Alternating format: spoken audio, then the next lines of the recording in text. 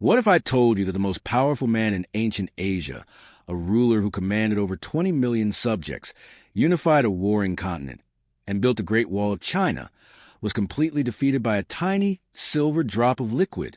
This was Qin Shi Huang, the first emperor of China. To his subjects, he was not just a king, he was a living god.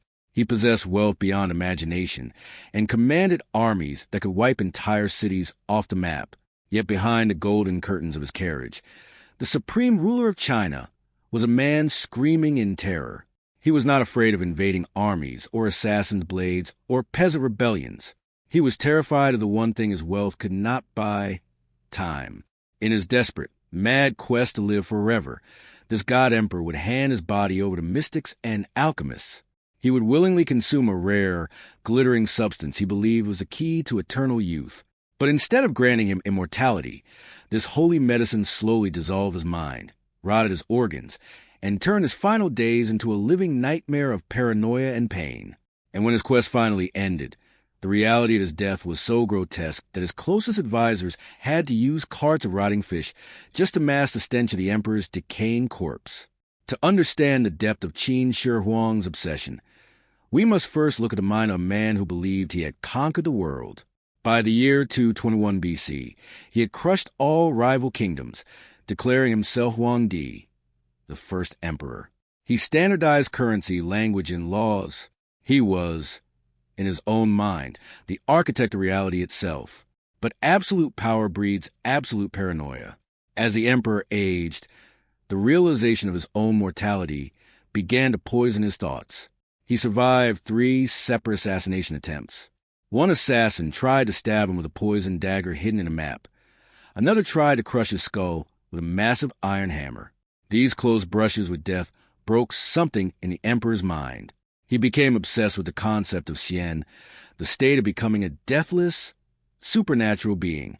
He summoned thousands of scholars, magicians, and alchemists to his court, demanding they find the fabled Elixir of Life. He sent a fleet of ships carrying thousands of young men and women into the eastern seas to find the mythical Mount Penglai, where immortals supposedly lived. The expedition vanished, never to return. Frustrated by these failures, the emperor turned to his court alchemists. These mystics claimed that the secret to eternal life lay in the earth itself. They believed that metals, which do not decay like wood or flesh, held the key to preservation. And there was one metal that fascinated them above all others, a heavy silver liquid that flowed like water but shined like polished armor. Today we call it mercury. To the emperor's alchemists, it was the liquid of the soul. The alchemists created small, red pills containing cinnabar, a mineral composed of sulfur and mercury, and instructed the emperor to take them daily. They promised that as the metal integrated with his body, he would become indestructible. What Qin Shi Huang actually swallowed was a slow-acting, devastating poison. Today, modern toxicology paints a horrific picture of what happens to a human body undergoing chronic mercury poisoning. The heavy metal easily crosses a blood-brain barrier, systematically destroying the central nervous system. The symptoms began slowly.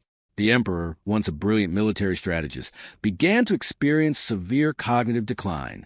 He suffered from violent mood swings, sudden bursts of weeping, and uncontrollable rage. He complained of a constant metallic taste in his mouth, his gums bled, and his hands began to shake so violently that he could barely hold his royal seal. But instead of stopping the treatment, the emperor consumed more pills, believing his physical suffering was merely his mortal body shedding its old skin. His paranoia spiraled out of control. He convinced himself that evil spirits were hunting him.